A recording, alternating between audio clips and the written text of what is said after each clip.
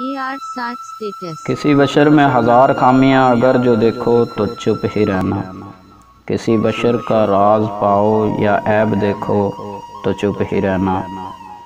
अगर मनादी को लोग आएं तुम्हें कुरेदें तुम्हें मनाएं, तुम्हारी हस्ती के गीत गाएं, तुम्हें कहें कि इस बशर में देखी बुराइयों को बयां कर दो तो चुप ही रहना।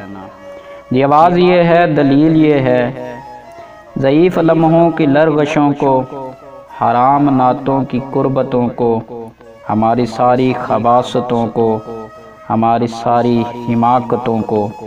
वो जानता है, वो देखता है, मगर वो चुप है। अगर वो चुप है तो मेरी मानो, वो कह रहा है कि चुप ही रहना।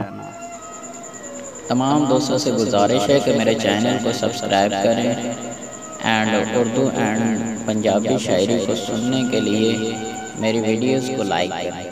शुक्रिया।